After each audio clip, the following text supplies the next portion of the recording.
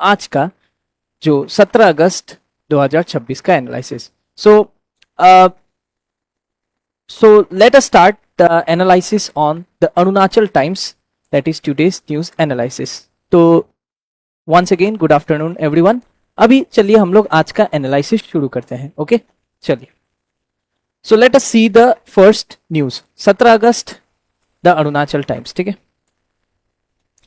so today we will analyze important newspaper articles of today's newspaper। so पहला आ जाता है आपका the Arunachal to be built back in a better way, government to invest around rupees 7,834 crores on infrastructure।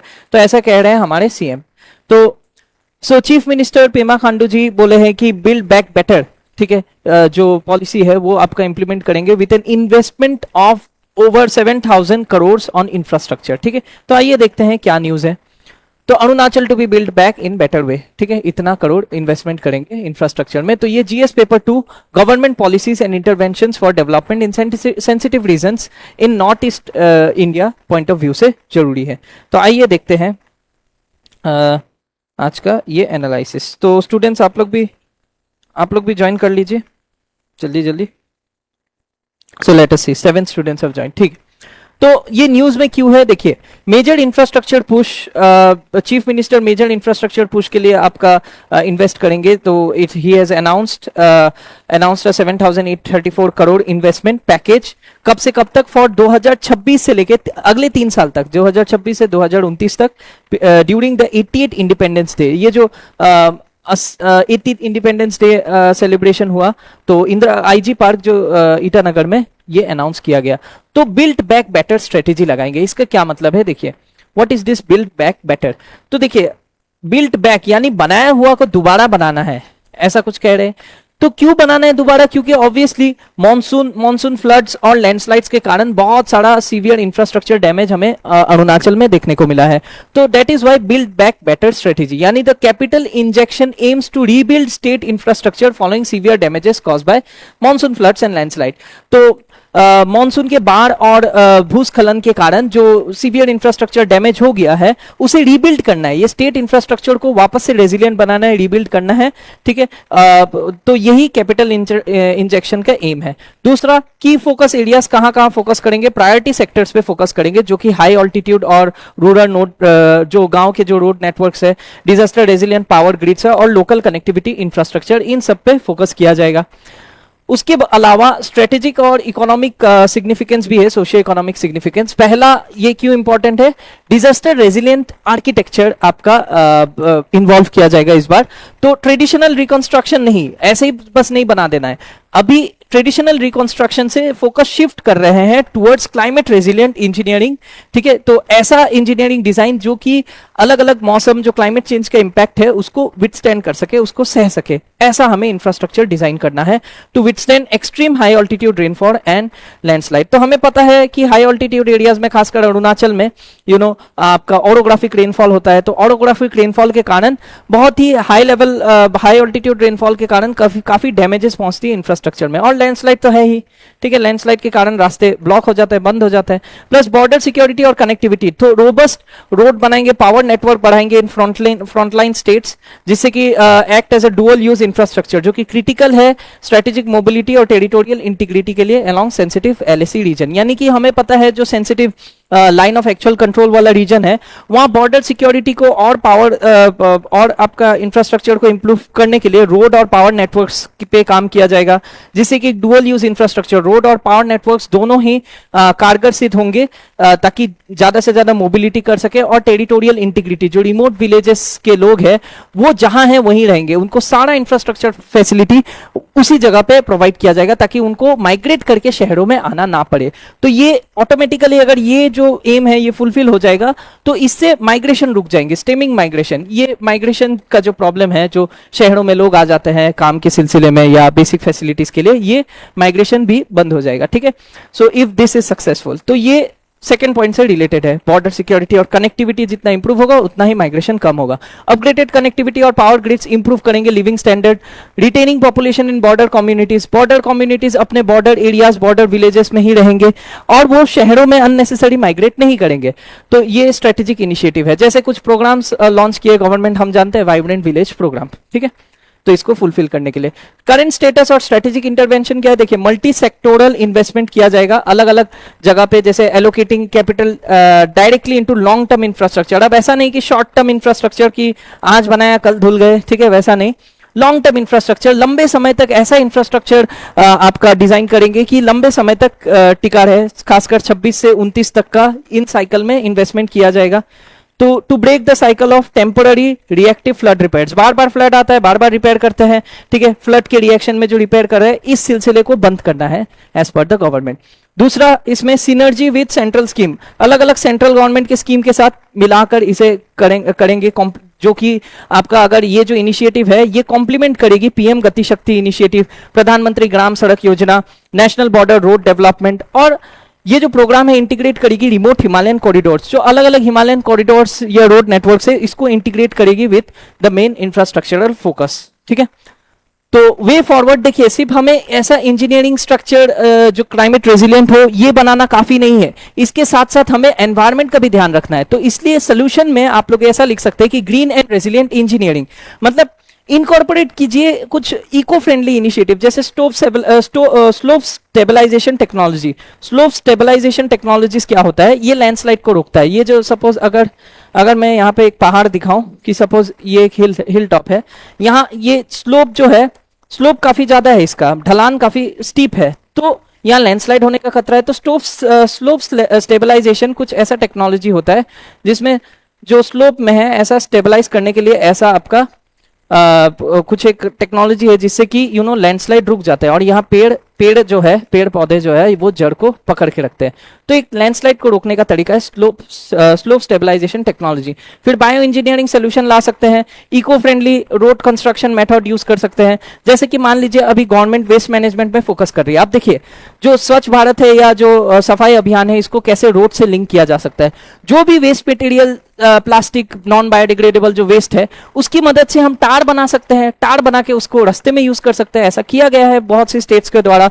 So these are certain biological या eco friendly solution जो कि incorporate किया जा सकता है इसमें।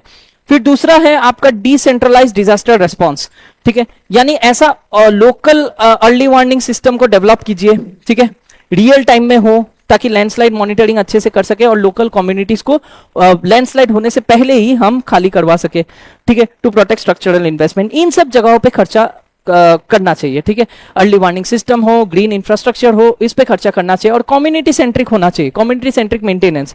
ऐसा नहीं है सरकार सब कुछ देख रही है, ठीक है, कम्युनिटी को इन्वॉल्व कीजिए, जो लोकल इंडिजिनियस कम्युनिटी है उनको इन्वॉल्व कीजिए इंफ्रास्ट्रक्चर मैनेजमेंट में, ताकि इंश्योर कर सके ये लंबे समय तक सस्टेनेबल लॉन्ग टर्म जो मेंटेनेंस है इसका बना रहे। ऐसा नहीं है कि बाढ़ आई बह गई रास्ता, तो वैसा नहीं होना चाहिए, ठीक है। तो चलिए एक इस डिस्कशन पे के बेसिस पे एक प्रीलिम्स प्रैक्टिस क्वेश्चन आइए देखते हैं। स्टूडेंट्स आप लोग कमेंट सेक्शन में काइंडली आंसर कीजिए, ठीक है। So with reference to infrastructure development and disaster risk reduction in Indian Himalayan region consider the following statement. इन स्टेटमेंट्स को देखते हैं, ठीक है, आइए देखते हैं। पहला स्टेटमेंट क्या बोल रहा है, the concept of build back better, ठीक है, आप लोग डिजास्टर मैनेजमेंट में पढ़ते होंगे। ये जो कॉन्सेप्ट है बिल्ड बैक बेटर, ये कोर प्रिंसिपल है किसका, सेंडाई फ्रेमवर्क का फॉर डिजास्टर रिस्क रिडक्शन 2015 से लेके जो 30 तक अडॉप्ट किया गया था। क्या ये सही है, देखिए। दूसरा, बायो इंजीनियरिंग टेक्निक्स जो है जैसे कि vetiver grass planting, slope terracing, ये प्राइमरली यूज किए जाते हैं ताकि सॉइल इरोजन को बढ़ाया जा सके, इंक्रीज सॉइल इरोजन, ठीक है, इन लैंडस्लाइड प्रोन माउंटेन टेरेन्स। क्या ये सही है, देखिए, ठीक है। तीसरा, आपको करेक्ट स्टेटमेंट आइडेंटिफाई करना, हाँ, विच of the statements given above is और आर करेक्ट, ठीक है। फिर हैवी इंफ्रास्ट्रक्चर प्रोजेक्ट जो है थर्ड स्टेटमेंट बोल रहा है in sensitive Himalayan eco zones require mandatorily environment impact assessment इसका करना चाहिए अंडर एनवायरमेंट प्रोटेक्शन एक्ट 1986। तो क्या ये सही है, तो आइए तो बताइए इसका सही उत्तर क्या होगा। Which of the following statements are correct, तो 1 मैंने बताया, ठीक है, build back better Sendai framework का हिस्सा है, क्या ये हिस्सा है। बायो इंजीनियरिंग टेक्निक से सॉइल इरोजन बढ़ता है, क्या ये सही है। तीसरा यहां बोल रहा है कि हैवी इंफ्रास्ट्रक्चर जो है प्रोजेक्ट जो है सेंसिटिव हिमालयन इको जोन्स में, ये मैंडेटरी है कि ये सब इंफ्रास्ट्रक्चर लाने से पहले एक एनवायरमेंट इम्पैक्ट असेसमेंट किया जाए कि ये इंफ्रास्ट्रक्चर, मान लीजिए सियांग डैम बनने से पहले एनवायरमेंट में क्या नुकसान होगा, वो सारा असेसमेंट करने के बाद ही प्रोजेक्ट को लॉन्च किया जाए अंडर एनवायरमेंट प्रोटेक्शन एक्ट। तो क्या कौन सा करेक्ट है students? A B C D, kindly comment section में आंसर को बताइए। ठीक है, क्या होगा? Is it A 1 and 2, 1 and 3, 2 and 3 या 1, 2 and 3? What would be the correct answer? Students आप लोग कमेंट्स में आंसर बता सकते हैं, kindly comment me the answers. ठीक है, क्या होगा इसका आंसर? कोशिश कीजिए। देखिए सिंपल है, अगर आप ध्यान से देखेंगे तो 1 एक्चुअली करेक्ट है, ये स्टेटमेंट तो करेक्ट है। तीसरा स्टेटमेंट में भी कोई डाउट नहीं होना चाहिए, yes this is also correct. ये जो स्टेटमेंट है ये गड़बड़ है। क्यों गड़बड़ है? देखिए ऐसा ही स्टेटमेंट आपको एग्जाम में देते हैं। बायो इंजीनियरिंग टेक्निक्स जो है, ऑब्वियसली बायो इंजीनियरिंग टेक्निक है, तो ये सॉइल इरोजन को रोकने के लिए यूज करेंगे ना। Why increase soil erosion? Soil erosion बढ़ेगा तो लैंडस्लाइड भी बढ़ जाएगा, तो ऑब्वियसली इंक्रीज सॉइल इरोजन नहीं होगा। ठीक है, डिक्रीज होना चाहिए था, तो दिस इज रॉन्ग। ठीक है, तो ऑब्वियसली तो क्या हो जाएगा? 1 and 3 only, B should be the correct answer. Yes 1 and 3 ये होना चाहिए था correct answer. Yes this is only the correct answer. ठीक है, ऑनलाइन स्टूडेंट समझ रहे? चलिए now let us see the next news. अब देखिए प्लांटेशन जो जनरली था एक दिन का प्रोजेक्ट, ठीक है, आज पेड़ लगाएंगे फिर भूल जाएंगे, अब इसको बदलने की जरूरत है, उसी को रिलेटेड न्यूज है। तो second news is plantation not for a day but for a lasting impact. ऐसा नहीं आज पेड़ लगाए और भूल गए, ठीक है, तो वैसा नहीं होना चाहिए। आपका जो plantation not for a day but last for a lasting impact, ये GS paper 3 environment and ecology point of view से जरूरी है। तो एक बहुत ही अच्छा खबर है कि सस्टेनेबल एफोरेस्टेशन मॉडल अडॉप्ट किए गए बाय एनजीओ जांग देपका। ठीक है, पार्डन माय प्रोनाउंसिएशन। ठीक है, आई थिंक दिस इज जांग देपका। ठीक है, अगर कुछ गलती हो जाए तो कृपया क्षमा कीजिएगा और मुझे करेक्ट कीजिए। ठीक है, I would love that if you correct me my wrong pronunciation if it is wrong in the comment section. ठीक है, तो मुझे ये ऐसा लग रहा है कि दिस इज जांग देपका। ठीक है, जांग देपका ने जो एनजीओ है सक्सेसफुली इंप्लीमेंट किया प्रोजेक्ट ग्रांजो, यानी ग्रांजो का मतलब मेमोरी होता है, moving away from symbolic 1 day drives to long term survival focus plantation. ऐसा प्लांटेशन ड्राइव जो कि लॉन्ग टर्म के लिए हो, ये प्लांट्स ताकि सर्वाइव करे और सस्टेन करे इकोसिस्टम को, इस तरह का सस्टेनेबल एफोरेस्टेशन मॉडल अडॉप्ट किए हैं एनजीओ जांग देपका ने अंडर प्रोजेक्ट ग्रांजो। ठीक है, प्रोजेक्ट ग्रांजो याद रखिएगा। इसके अंतर्गत क्या क्या किया जा रहा है? हाईवे ग्रीनिंग किया जा रहा है, प्लांटेशन ड्राइव किया जा रहा है along the strategically vital Orang Kalaktang Shergaon Rupa Tenga. ठीक है, OKSRT जो बोलते हैं हाईवे इन अरुणाचल प्रदेश, जो आपका अरुणाचल ट्रांस हाईवे का करीब है। ठीक है, then emotional ownership, local residents जितने हैं वो पार्टिसिपेट कर रहे हैं चेरी प्लांटिंग, जो चेरी ब्लॉसम है उसके सैपलिंग्स को प्लांट कर रहे हैं। ठीक है, participate bye planting cherry saplings. तो मतलब देखिए जनरली क्या होता है, जो लोकल्स है उनके किसी रिश्तेदार के हैप्पी बर्थडे या मान लीजिए कोई एक पर्टिकुलर फंक्शन, किसी का एंगेजमेंट हो, किसी बच्चे का बर्थडे हो, तो ऐसे इवेंट्स में ये क्या कर रहे हैं, बहुत ही अच्छा इनिशिएटिव है। लोकल्स जो है वो कोई भी इवेंट, मान लीजिए कोई पर्सनल लाइफ का कोई इवेंट है, जैसे कि मान लीजिए किसी का बर्थडे है, किसी का एनिवर्सरी है, तो एक सब चेरी सैपलिंग लगाएंगे अपने बर्थडे के दिन, वैसा कुछ इनिशिएटिव है जिससे कि हाई सैपलिंग सर्वाइवल रेट होगा, क्योंकि जो लोकल्स लगा रहे हैं उसी को देखेंगे। ठीक है, उन्हीं का प्लांट होगा ये। ठीक है, तो इमोशनल ओनरशिप करने की कोशिश की गई, इकोलॉजिकल और कल्चरल सिग्निफिकेंस भी है इसमें, कम्युनिटी ड्रिवन कंजर्वेशन किया जाएगा। ठीक है, demonstrate the efficacy of joint forest management, जो जॉइंट फॉरेस्ट मैनेजमेंट दिखा रहे हैं between local villagers to with the state government. ठीक है, या एनजीओ। तो जॉइंट फॉरेस्ट मैनेजमेंट का प्रिंसिपल्स फॉलो किया गया है, where local stewardship ensures plant protection. फिर climate adoption and floral selection. देखिए अब ऐसे पौधे लगाए जा रहे हैं जो क्लाइमेटिकली सूटेबल है, सिलेक्टिव प्लांटिंग ऑफ नेटिव, जो नेटिव स्पीशीज है और जो वेल अडॉप्टेड चेरी ट्रीज है उन्हीं को लोकल सॉइल क्लाइमेटिक कंडीशंस पे जो अडॉप्ट कर सके उसे लगाया जा रहा है, ताकि मिटिगेट कर सके लोकलाइज डिफॉरेस्टेशन। जो लोकल लेवल पे जो लोकल प्लांट्स की संरक्षण भी हो जाएगा इसी बहाने, एंड प्लस डिफॉरेस्टेशन का भी इम्पैक्ट कम हो जाएगा। इको टूरिज्म भी बूस्ट होगा, जैसे कि मेघालय में होता है सीजनल चेरी ब्लॉसम के टाइम में बहुत सारे लोग आते हैं, तो अरुणाचल में भी ऐसा हो पाए तो बहुत ही अच्छा होगा। तो seasonal cherry blossom along major transit corridors, अलग अलग ट्रांजिट कॉरिडोर में अगर चेरी ब्लॉसम मतलब चेरी के पेड़ अच्छे से फले फूले और चेरी ब्लॉसम हो तो इससे सीजनल टूरिज्म पोटेंशियल भी बढ़ेगा, which is similar to famous cherry blossom circuits of Meghalaya and Japan. जापान में इस तरह से और मेघालय में भी चेरी ब्लॉसम सर्किट ऑलरेडी है, जो अरुणाचल में भी किया जा सकता है। यहाँ का we know that Arunachal is a biological hotspot, ठीक है, biodiversity hotspot, eastern Himalayan biodiversity hotspot में पड़ता है, तो बहुत ही अच्छा इनिशिएटिव है, ठीक है। लेकिन इसका कुछ इश्यूज है, चैलेंजेस है, जैसे कि high mortality in ceremonial drives. तो जनरली क्या होता है, traditional tree plantation drive fail हो जाता है, क्यों? क्योंकि lack of post plantation monitoring.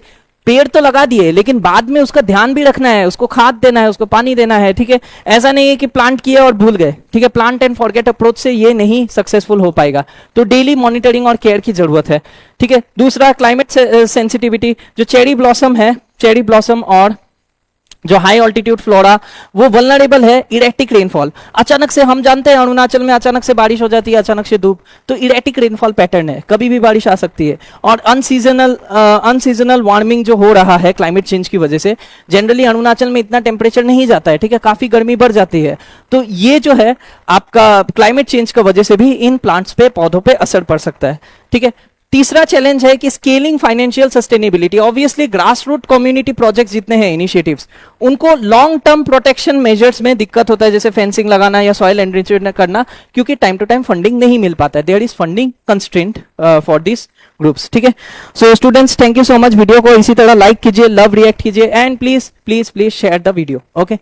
तो चलिए आगे देखा जाए तो इसका सोल्यूशन क्या है, what is the way forward. एक तो इंस्टीट्यूशनल इंटीग्रेशन, इंटीग्रेट कीजिए ये कम्युनिटी मॉडर्न को जैसे प्रोजेक्ट ग्रांजो, ठीक है, प्रोजेक्ट ग्रांजो को इंटीग्रेट कीजिए गवर्नमेंट स्कीम्स के साथ, जैसे कि ग्रीन इंडिया मिशन हो गया या कैंपा फंड्स हो गया। कैंपा क्या है? Compensatory afforestation management fund. तो कॉम्पेंसेटरी एफॉरेस्टेशन मैनेजमेंट फंड जो है ये आपका, ऑब्वियसली कैंपा जो है, कैंपा के अंतर्गत क्या होता है, देखिए कैंपा एक्चुअली आता है ministry of forest, environment and climate change के अंतर्गत। इसके अंतर्गत क्या होता है, गवर्नमेंट जो कोई भी नॉन फॉरेस्ट यूज के लिए आपका जो लैंड को दिया जाता है किसी भी कंपनी या इंडस्ट्री को, तो वो जब पेड़ों को काटते हैं तो उनको फंड देना पड़ता है, एक्स्ट्रा से पैसे देने पड़ते हैं गवर्नमेंट को, जो एक कैंपा फंड में सेव होता है, कि वहां जितने भी पेड़ कटे हैं उसको और जगह उतना ही पेड़ या उससे ज्यादा पेड़ किसी और जगह में कंपेंसेट करने के लिए लगा देते हैं, इसी फंड का प्रयोग करके, ठीक है। तो ये है कैंपा फंड, जो कि ministry of environment, forest and climate change के अंतर्गत आता है।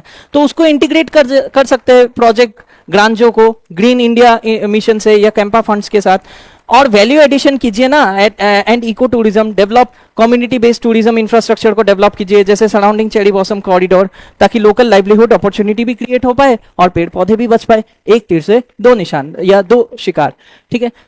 तीसरा, रेप्लिकेशन अक्रॉस हिमालयन बेल्ट्स, अलग अलग हिमालयन बेल्ट्स पे नॉर्थ ईस्ट में रेप्लिकेट कीजिए अलग अलग वल्नरेबल डिस्ट्रिक्ट्स पे, जैसे कि एक्सपांडेड, अगर ये बहुत सक्सेसफुल होता है ये एफॉरेस्टेशन मॉडल, तो इसको अदर इकोलॉजिकली वल्नरेबल हिल डिस्ट्रिक्ट जो कि नॉर्थ ईस्ट के, जैसे नागालैंड हो गया, मिजोरम हो गया, यहाँ पे भी हम इसे एक्सटेंड कर सकते हैं, ठीक है। इनफैक्ट मिजोरम में तो फॉरेस्ट एरिया काफी ज्यादा है, ठीक है, बाकी नॉर्थ ईस्टर्न स्टेट्स के मुकाबले। तो एक प्रीलिम्स प्रैक्टिस क्वेश्चन देखिए, with reference to community led conservation and forestry initiative, ठीक है, इनमें से कौन सा स्टेटमेंट करेक्ट है, बताइए। जॉइंट फॉरेस्ट मैनेजमेंट जो है ये एक पार्टनरशिप फ्रेमवर्क है लोकल विलेज कम्युनिटीज और स्टेट फॉरेस्ट डिपार्टमेंट के बीच, ताकि वो जंगलों को बचा सके और मैनेज कर सके। क्या ये सही है? देखिए दूसरा पूछ रहा है, बोल रहा है कि compensatory afforestation fund management and planning authority, ठीक है, पूरा फुल फॉर्म है compensatory afforestation fund management and planning authority, जिसे हम कैंपा फंड कहते हैं। ये ऑपरेट करता है पूरा का पूरा entirely under ministry of rural development, ठीक है। क्या ये सही है? ठीक है। देन दूसरा, प्लांटिंग स्पीशीज, तीसरा, planting species to local agroclimatic zones reduces sapling mortality rates during afforestation drive, यानी कि हम जो लोकल क्लाइमेट को सूटेबल ऐसे प्लांट स्पीशीज जो लोकल क्लाइमेट में सूट करते हैं, तो अगर ऐसे सैपलिंग लगाते हैं तो वो एफॉरेस्टेशन ड्राइव में उनकी मरने की संभावना कम हो जाती है। तो क्या ये सही है? तो which of the following statement given above are correct? काफी इजी सवाल है स्टूडेंट्स, बताइए 1 and 2, 1 and 3, 2 and 3 या 1, 2 and 3, A B C D में से कौन सा होगा? काइंडली कमेंट सेक्शन में आप अपने उत्तर बता सकते हैं, ठीक है, काइंडली बताइए। देखिए फर्स्ट स्टेटमेंट मैं दिखा देता हूं, जेएफएम के बारे में बोल रहा है, दूसरा कैंपा के बारे में बोल रहा है। कैंपा जो है entirely ministry of rural development के अंदर में है, क्या ये सही है? और तीसरा प्लांटिंग स्पीशीज जो है वो लोकल क्लाइमेट को अडॉप्ट करते हुए अगर हम लगाए तो चांसेस है कि पेड़ पौधे कम मरेंगे। तो क्या ये सही है? 1, 2 एंड 3 कौन सा गलत है? देखिए,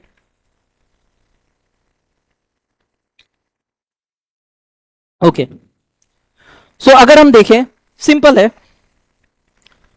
ऑब्वियसली फर्स्ट स्टेटमेंट करेक्ट है, इसमें कोई शक नहीं।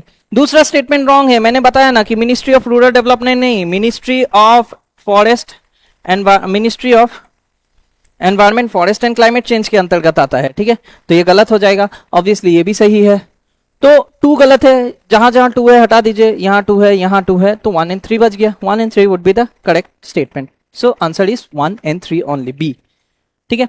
तो आइए देखते हैं तीसरा न्यूज। जो डेप्यूटी चीफ मिनिस्टर जो है, डेप्यूटी चीफ मिनिस्टर लॉन्च किए ताई खामती हेरिटेज आर्काइव। ये एक माइलस्टोन है to preserve cultural and literary heritage. आइए देखते हैं। GS paper 1, Indian culture, salient aspects of art form, literature और आर्किटेक्चर जो एंशिएंट से modern times point of view से जरूरी है। डिजिटल प्रिजर्वेशन माइलस्टोन अचीव किए, ठीक है। कैसे? आपका डेप्यूटी सीएम जो है चौना मेन जी लॉन्च किए हैं एक पहला, सबसे पहला डेडिकेटेड ताई Khamti heritage archive website Namsai पे लॉन्च किए हैं। ताई खामती वेबसाइट इफीसी। तो इनके जो कल्चरल प्रिजर्वेशन के लिए काफी जरूरी है। लिटरेरी रिलीज क्या रिलीज किया गया? ये एक बुक जिसका नाम है लिक लोका पिंग न्येप, ठीक है। लिक लोका पिंग न्येप aimed at safeguarding traditional literature and indigenous knowledge system. जो ताई खामती ट्रेडिशनल जो नॉलेज सिस्टम है या लिटरेचर है, उनके ट्रेडिशनल लिटरेचर, वो इस बुक की मदद से प्रिजर्व किया गया, ठीक है। ये बुक को रिलीज किया गया लिक लोका पिंग न्येप। दूसरा स्टेप लिया गया आर्काइवल फोकस, डिजिटल प्रिजर्वेशन किया गया of rare manuscripts covering Theravada Buddhist philosophy. अब देखिए, थाई खामती जो है वो एकलौते ऐसे कम्युनिटी है जो थेरावाद बुद्धिज्म फॉलो करते हैं आपके अरुणाचल में, तो उसको प्रिजर्व करने की जरूरत है, ठीक है। तो जो डिजिटल प्रिजर्वेशन है रेयर मैन्युस्क्रिप्ट्स जो कि थेरावाद बुद्धिस्ट फिलोसफी को कवर करते हैं, उसके लिए डिजिटल आर्काइव सिस्टम बनाया गया। ट्रेडिशनल मेडिसिन और जो कस्टमरी लॉज है, फोक लॉर है उनका, इंडिजिनियस क्राफ्ट, उसको प्रिजर्व करने के लिए ये स्टेप लिया गया है। फिर कल्चरल और हिस्टोरिकल सिग्निफिकेंस भी है। देखिए, थेरावाद बुद्धिस्ट हेरिटेज जो है, जो ताई खामती है, जैसा कि मैंने कहा था, थाई खामती कम्युनिटीज, ये कुछ ट्राइबल कम्युनिटीज में से है नॉर्थ ईस्ट में जो प्रैक्टिस कर रहे हैं थेरावाद बुद्धिज्म, ठीक है। And possessing an explicit written script. अब ये एक खास बात है कि इनका अपना रिटन स्क्रिप्ट है, ठीक है, जिसे हम कहते हैं ताई खामती स्क्रिप्ट, ठीक है, जो कि लिक ताई का डिराइवेटिव है, ताई खामती स्क्रिप्ट। तो ये स्क्रिप्ट को प्रिजर्व करने का एक बहुत ही अच्छा तरीका है डिजिटल आर्काइव बनाने का थ्रू, ठीक है। डिजिटल आर्काइव और एक डेडिकेटेड वेबसाइट हो तो इनका स्क्रिप्ट भी प्रिजर्व होगा, इनका लैंग्वेज भी प्रिजर्व होगा, और जो कल्चरली ये लोग जो थेरावाद बुद्धिस्ट कल्चर फॉलो करते हैं, ये भी प्रिजर्वेशन में काफी हेल्प करेगा। इंटेलेक्चुअल प्रिजर्वेशन भी होगा, प्रिजर्व्स एंसेस्ट्रल विजडम, जो पुरखे अलग अलग जनरेशन से जो ये ज्ञान ट्रांसफर हो रहा है, जो कि मेडिसिन को लेके, चाहे कस्टमरी लॉ को लेके, फिलोसफी को लेके, अगेंस्ट लैंग्वेज एट्रिशन और मॉडर्नाइजेशन और लैंग्वेज में बदलाव के कारण भी ये आज भी प्रिजर्व्ड है। तो इसको प्रिजर्वेशन के लिए एक बहुत ही अच्छा स्टेप है। डिजिटल एम्पावरमेंट भी होगा, ये एक मॉडल जैसा सर्व करेगा अगर ये सक्सेसफुल रहता है तो, for using modern digital infrastructure to preserve vulnerable indigenous scripts and oral और रिटन ट्रेडिशन। तो हमें पता है अरुणाचल में कई सारे भाषाएं हैं, निशी है, आपका गालो है, if we say आपका शेरडुकपन, या वी कैन से और मेनी अदर ट्राइबल लैंग्वेजेस जिनके अपने अपने ऑरल ट्रेडिशंस है। तो मॉडर्न डिजिटल इंफ्रास्ट्रक्चर की मदद से अगर ये आपका सक्सेसफुली प्रिजर्वेशन होता है ताई खामतीज का इंडिजिनियस लैंग्वेज और कल्चर का, तो ये मॉडल जैसा बन सकता है, एक बढ़िया मॉडल हो सकता है जिसमें मॉडर्न डिजिटल इंफ्रास्ट्रक्चर की मदद से जो वल्नरेबल स्क्रिप्ट है, जो विलुप्त होने के कगार पे है, उसको कंजर्व किया जा सकता है, ऑरल ट्रेडिशन को प्रिजर्व कर सकते हैं, ठीक है। जो बाकी एरियाज में मॉडल हिसाब से काम करेंगे, यूज कर सकते हैं हम लोग बाकी लैंग्वेजेस को प्रिजर्व करने में। क्रिटिकल इशू है लेकिन इसमें प्रॉब्लम्स भी है, जैसे स्क्रिप्ट वल्नरेबिलिटी। बहुत तेजी से मॉडर्नाइजेशन होने के कारण और हम शिफ्ट कर रहे हैं टुवर्ड्स डोमिनेंट और रीजनल, जैसे नेशनल लैंग्वेजेस, जैसे हम हिंदी, या मान लीजिए अरुणाचल का ऑफिशियल लैंग्वेज इंग्लिश, तो इंग्लिश और हिंदी का इतना दबदबा होता है, या कई बार मॉडर्नाइजेशन के चक्कर में बहुत ज्यादा इंग्लिश पे फोकस किया जाता है। तो ये अगर हम देखें rapid modernisation and shift towards dominant regional या नेशनल लैंग्वेज से थ्रेटन होता है ट्रेडिशनल स्क्रिप्ट या लिटरेसी अमंग यूथ। तो ये जो अरुणाचल प्रदेश का गवर्नमेंट का स्टेप है कि एक रीजनल लैंग्वेज जानना चाहिए for applying before government post, ये बहुत ही अच्छा स्टेप है। ये भी एक तरह से रीजनल लैंग्वेज को कंजर्व करने की तरीके है।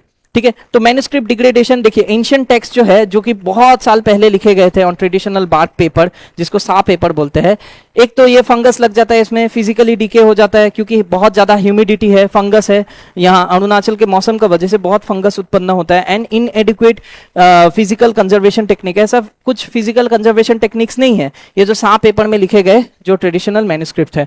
और एक है लिंग्विस्टिक नुआंस लॉस, ठीक है। अब जैसे कुछ कुछ चीजें हैं जैसे जो पाली में लिखे गए हैं, लाइक इफ यू सी, ये तो इजी है, suppose I give you an example, सब्बे सत्ता, सब्बे सता सुखिता होंतु, सब्बे सता सुखिता होंतु।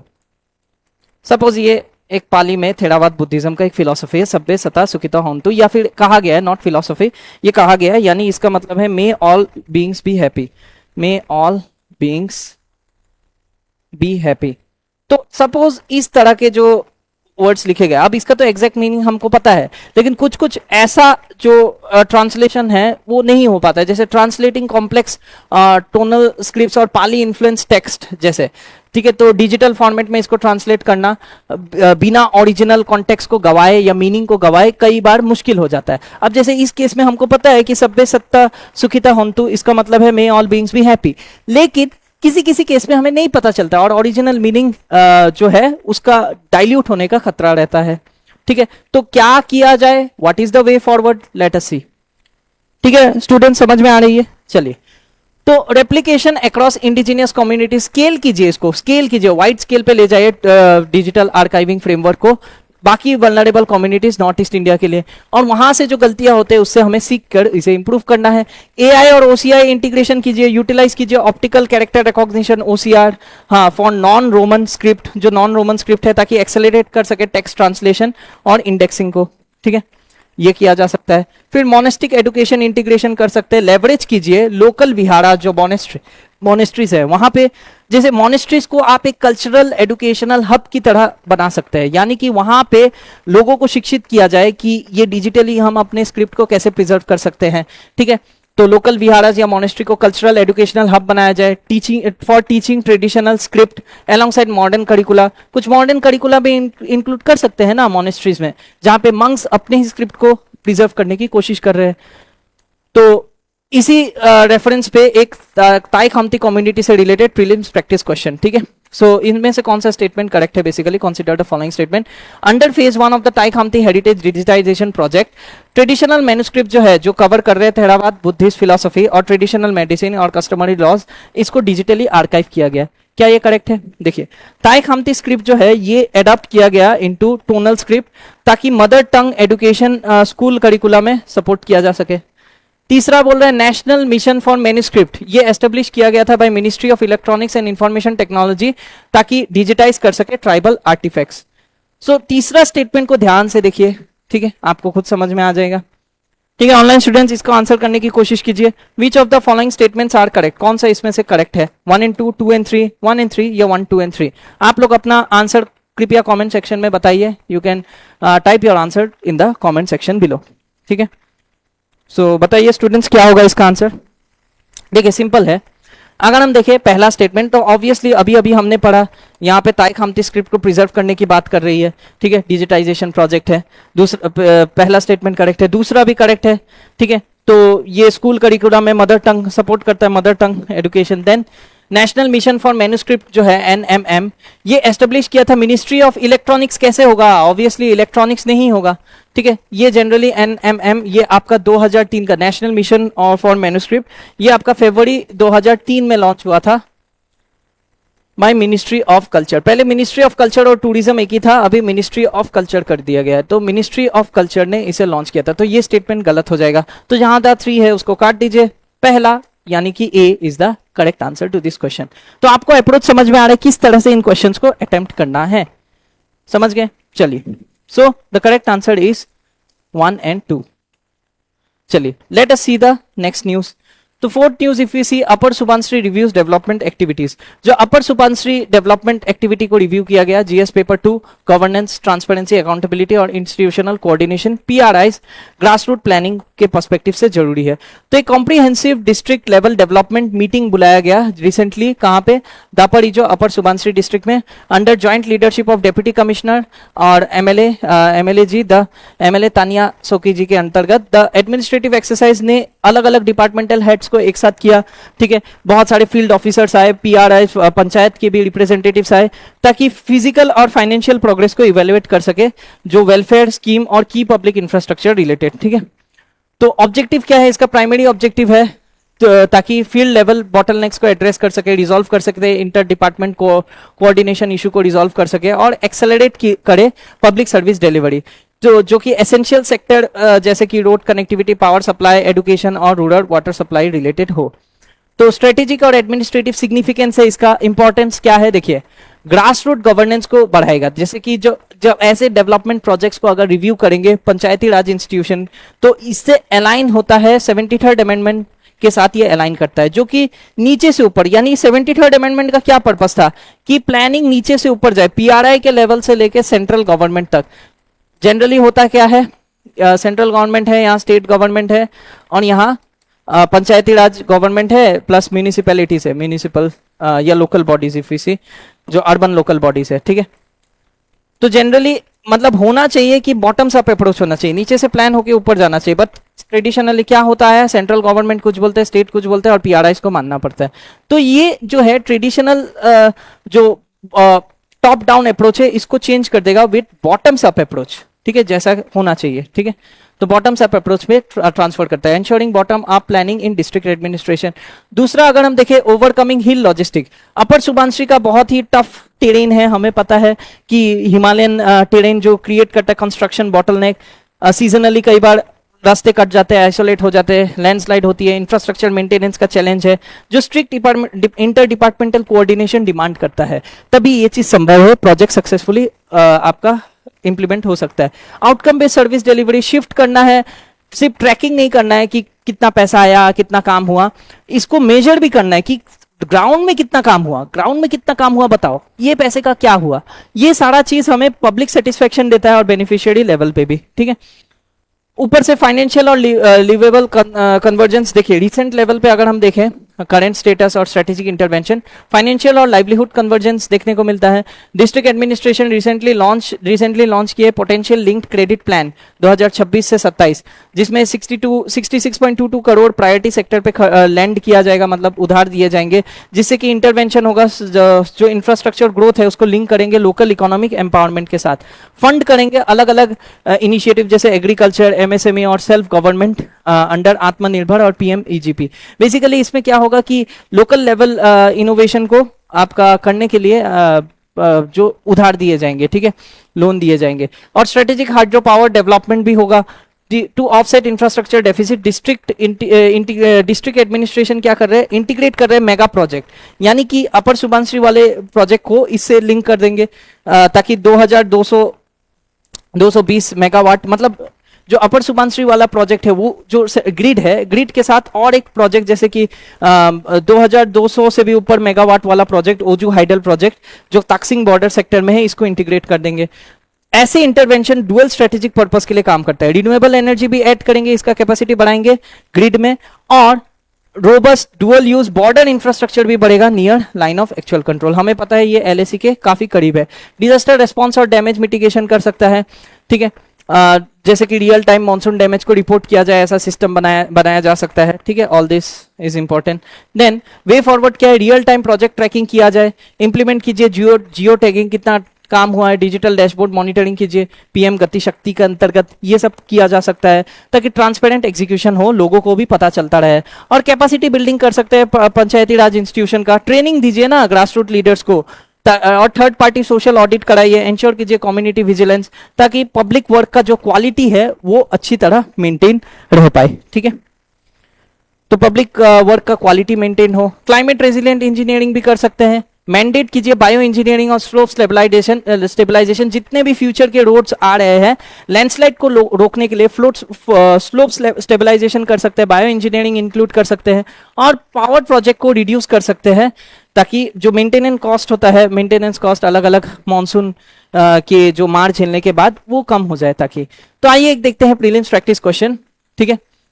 जो डिस्ट्रिक्ट लेवल प्रशासन जो आपका डिसेंट्रलाइज प्लानिंग कर रहा है, इसको लेके एक स्टेटमेंट, ठीक है। पहला स्टेटमेंट है आर्टिकल 243ZD जो इंडियन कॉन्स्टिट्यूशन का, वो मैंडेट करता है constitution of a district planning committee, ठीक है, जो कंसोलिडेट करे और प्रिपेयर करे पंचायत और म्यूनिसिपैलिटी प्लान्स बनाए, जो पंचायत और म्यूनिसिपैलिटी लेवल पे प्लान्स बनाने का मैंडेट देती है। क्या ये सही है? देखिए, under district administrative governance deputy commissioner acts as the chief coordinating authority for line department and implementation within the district. क्या ये सही है? तीसरा बोल रहा है 73rd amendment act applies only to urban local bodies. देखिए 73rd अमेंडमेंट क्या अर्बन लोकल बॉडीज पे अप्लाई होता है? देखिए सिंपल है। Where as the 74th amendment जो है वो रूरल लोकल गवर्नमेंट्स पे फोकस देती है। तो ऑब्वियसली अगर हम थर्ड स्टेटमेंट को देखें, third statement absolutely is wrong. क्यों? ये उल्टा कर दिया है, ठीक है। 73rd होता है एक्चुअली आपका रूरल लोकल सेल्फ गवर्नमेंट के लिए, और 74th जो होता है, अगर हम 74th देखें, 74th ये एक्चुअली अर्बन लोकल बॉडीज के लिए। तो ये स्टेटमेंट गलत हो जाता है। अब 3 जहां जाए हटा दीजिए, 1 and 2 would be the correct answer, ठीक है। तो yes, the correct answer is 1 and 2। तो स्टूडेंट्स आज के इस सेशन में इतना ही। आई होप इस सेशन में आपको बहुत कुछ सीखने को मिला होगा। आप अपने हेल्थ का ध्यान रख रहे हैं, प्रॉपर रिवीजन कर रहे हैं। आई होप आप लोग अपने पढ़ाई को अच्छे से कर रहे हैं। So thank you so much students, आज के लिए इतना ही। Thank you for your patience and मिलते हैं अगले सेशन में। तो तब तक के लिए जय हिंद, थैंक यू, जय भारत। मिलते हैं, थैंक यू।